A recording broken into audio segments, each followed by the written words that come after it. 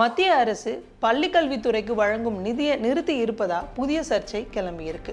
இதற்கு முதல்வர் தொடங்கி எதிர்க்கட்சி தலைவர் வரை தங்களோட கண்டனத்தை முன் வச்சுட்டு வர்றாங்க. இதோட பின்னணி என்ன அப்படிங்கிறத விரிவா பார்க்கலாம்.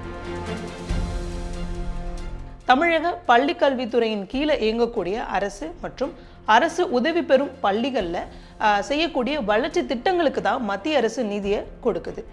குறிப்பா ஒருங்கிணைந்த வளர்ச்சி திட்டங்கள் கீழ் தான் மத்திய அரசு இந்த நிதிகள் எல்லாமே வழங்குது.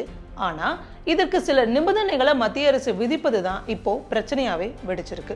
குறிப்பா சொல்லணும் அப்படின்னா, மத்திய அரசோட புதிய தேசிய கல்விக் கொள்கையின் கீழே PM ஸ்ரீ பள்ளிகள் அப்படிங்கிற ஒரு திட்டம் இருக்கு. இந்த திட்டத்தை டெல்லி, மேற்கு வங்கம், தமிழ்நாடு, கேரளா ஆகிய மாநிலங்கள் ஏற்கல, அதுல இன்னும் சேராம இருக்காங்க. குறிப்பா என்ன காரணம் அப்படின்னா, இந்த PM ஸ்ரீ பள்ளிகளை கொண்டு வரணும் அப்படின்னா அவங்க மும்மொழி கொள்கையை ஏற்றுக்கக்கூடிய ஒரு மாநிலமா இருக்கணும். ஆனா எடுத்துக்காட்டுக்கு தமிழகத்தை பொறுத்த வரையிலும் பார்த்தோம் அப்படின்னா அவங்க மும்மொழி கொள்கையை ஏற்கலை. எனவே அதுல இருந்து தமிழகத்துக்கு விலக்கு அளிக்கணும் அப்படிங்கிற கோரிக்கையை முன்வைக்கிறாங்க. ஆனா மத்திய அரசு அதனை ஏற்கலை. இதனால என்ன ஆகுது அப்படின்னா, கடந்த நிதியாண்டுல 4வது தவணையும் இந்த நிதியாண்டோட முதல் தவணையையும் இன்னும் மத்திய அரசு விடுவிக்காம இருக்குது.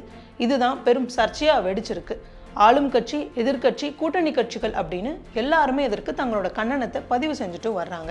ஏன் அப்படின்னா, மத்திய அரசு தங்களோட பங்களிப்பை கொடுக்காம எல்லா விஷயத்தையுமே மாநில அரசே பண்ணணும் அப்படின்னா அது பெரும் சிக்கல்ல போய் முடியும் அப்படிங்கிறதா முக்கியமான வாதமா வைக்கப்படுது. இப்படி மத்திய அரசு நிதியை ஒதுக்கல அப்படின்னா அதனால ஏற்படக்கூடிய பாதிப்புகள் என்னென்ன? இனி வரக்கூடிய நாட்கள்ல மாநில அரசோட நிதியை மட்டுமே நம்பிதான் எல்லா விஷயங்களுமே செயல்படும். குறிப்பா இதனால 15,000 ஆசிரியர்களுக்கு மாநில அரசே தங்களோட பட்ஜெட்ல இருந்து நிதியை ஒதுக்க வேண்டிய சூழல் ஏற்படும். அது மட்டும் இல்லாம இலவச கட்டாய கல்வி, அதாவது RTI படி ஒவ்வொரு தனியார் பள்ளிகள்லையுமே 25% அப்படிங்கிற இடங்கள் நிரப்பப்படுது. எனவே அந்த கட்டணத்தையுமே மாநில அரசு ஏற்கக்கூடிய சூழலும் உருவாகும். அது மட்டும் இல்லாம ஆசிரியர்களுக்கு வழங்கக்கூடிய பயிற்சிகள், மேலும் 6ல இருந்து 12ஆம் வகுப்புல இருக்கக்கூடிய மாணவர்களுக்கான பயிற்சி செயல்பாடுகள், இப்படி எல்லாமே மாநில அரசு தலையில தான் விழும். எனவே இப்படி மொத்தமா மத்திய அரசு நிதி வழங்குவதை நிறுத்திருச்சு அப்படின்னா இது எல்லாமே பாதிப்பை சந்திக்கும் அப்படிங்கிறது தான் கல்வியாளர்கள் முன்வைக்கிற முக்கியமான கருத்தா இருக்கு. இது குறித்து சமீபத்தில் பிரதமருக்கு முதல்வர் ஸ்டாலின் கடிதத்தையும் எழுதியிருந்தாரு. அதுல சமக்ரா சிக்ஷா திட்டத்தின் கீழே வழங்கப்பட வேண்டிய முதல் தவணை நிதி விடுவிக்கப்படலை. 2024 முதல் 2025ஆம் கல்வியாண்டில் தமிழகத்துக்கு ரூபாய் 3,586 கோடி ஒதுக்கீடு செய்யப்பட்டது. இதில் மத்திய அரசின் பங்கு மட்டுமே ரூபாய் 2,152 கோடியாகும். இதற்கான முன்மொழிவுகள் ஏப்ரல் மாதமே சமர்ப்பிக்கப்பட்டுச்சு. எனினும் முதல் தவணையான ரூபாய் 573 கோடியும் முந்தைய ஆண்டுக்கான ரூபாய் 249 கோடியும் இன்னும் விடுவிக்கப்படலை. PM ஸ்ரீ பள்ளிகளில் தேசிய கல்விக் கொள்கையை முழுமையாக அமல்படுத்துவது நிதியை பெறுவதற்கான முன் நிபந்தனையாக இணைக்க மத்திய அரசு முயற்சிப்பது இப்போ தெரிய வந்திருக்கு. பொதுப்பட்டியலில் உள்ள கல்வி தொடர்பான விஷயங்களில் மாணவர்களை பாதிக்கும் கொள்கைகளை அமல்படுத்தும் போது அதில் ஒவ்வொரு மாநிலத்தின் நியாயமான கருத்தை கேட்டிருக்க வேண்டும் அப்படின்னு தன்னோட கடிதத்தில் குறிப்பிட்டிருந்தாரு. இதனை தொடர்ந்து தான் பிற கட்சிகள் சேர்ந்த தலைவர்களும் கூட இது பற்றி தங்களோட கருத்துக்களை பதிவு செஞ்சுட்டு வந்தாங்க. மேலும் இது குறித்து கருத்து தெரிவித்திருக்கும் எதிர்க்கட்சி தலைவர் எடப்பாடி பழனிசாமி, இந்தியா கல்வியில சிறந்த நாடா இருக்கு, உலகிலேயே மனித வளம் அதிகம் உள்ள நாடும் இந்தியா தான். இந்த நாட்டில் தங்களுடைய கொள்கைகளை கல்வித்துறையில திணித்து மனித வளத்தை சீர்குலைக்கும் முயற்சியில தற்போதைய மத்திய அரசு ஈடுபட்டிருக்கு. இது கடுமையான கண்டனத்துக்குரியது. மாநிலங்களோட கல்வி வளர்ச்சிக்கு உறுதுணையா இருக்க வேண்டியது மத்திய அரசோட கடமை. ஒரே வார்த்தையில அழைத்தோம், மத்திய இராணுவ அமைச்சர் நேரில் கருணாநிதியின் நாணயத்தை வெளியிட்டாரு அப்படின்னு தம்பட்டம் அடித்துக்கொள்ளும் திமுக அரசு அதே போன்று ஒரு வார்த்தையில கல்வியை மாநில பட்டியலுக்கு கொண்டு வராததும் நீட்டை ஒழிக்காததும் ஏன்? நீட் பிரச்சனையை போல கல்வி பிரச்சனையிலும் கபட நாடகம் ஆடுகிறது திமுக அப்படின்னு தன்னோட கடுமையான குற்றச்சாட்டை முன் வச்சிருந்தாரு. இது குறித்து செய்தியாளர் சந்திப்பின் போது பேசிய கல்வித்துறை அமைச்சர் அன்பில் மகேஷ் பொய்யாமொழி, நாடாளுமன்ற குழு தலைவர் கனிமொழி தலைமையில தமிழக MPக்கள் அனைவரும் மத்திய கல்வி அமைச்சர் தர்மேந்திர பிரதானை நேரில் சந்திச்சோம். அப்போது இந்த கோரிக்கை குறித்து நேர்லையும் வலியுறுத்தினோம். மாணவர்களின் கல்வி நலனை கருத்தில் கொண்டு இதில் அரசியல் செய்ய வேண்டாம் அப்படின்னு நேரடியாகவும் வலியுறுத்தணும்.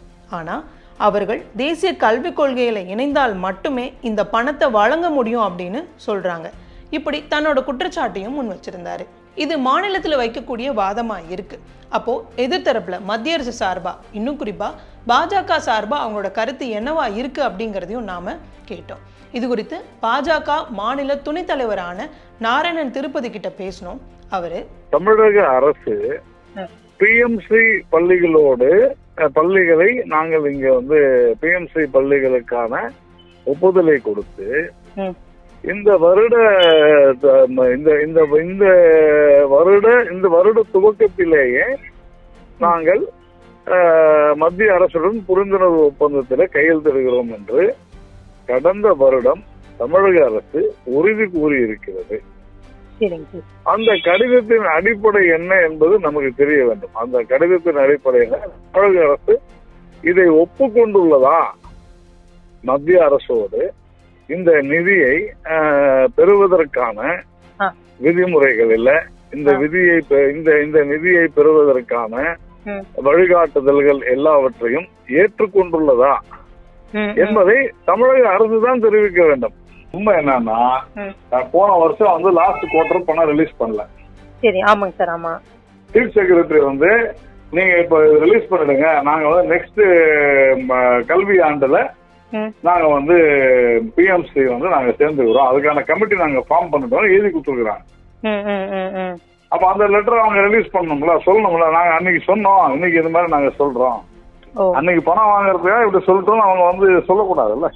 நான் என்ன கேக்குறேன், நீங்க நிபந்தனைகளை ஏற்றுக்கொள்ள மாட்டேன் என்று சொல்லி இருந்தால் சரி, நிபந்தனைகளை ஏற்றுக்கொள்வதாக கடந்த வருடம் சொல்லிவிட்டு இந்த வருடம் முடியாது என்று எப்படி சொல்லலாம்ன்றது என்னுடைய கேள்வி. நீங்க பாத்தீங்கன்னா ஃபுல்லா chief secretary has written letter to assured the government, central government, that they will cooperate with the central government and they have formed a committee ன்னு போட்டிருக்காங்க பாருங்க. அந்த லெட்டர் நமக்கு வேணும். அது லெட்டர் நம்ம கேட்கலாம்ல, மாநில அரசு அதை கொடுக்கணும்னு நம்ம சொல்லலாம்ல. இப்படியா மாநில மத்திய அரசு இருவேறு கருத்துக்களை முன்வைக்கிறாங்க. ஆனா இதுல யாரு பாதிக்கப்பட போகுது அப்படின்னா மாணவர்கள் தான்.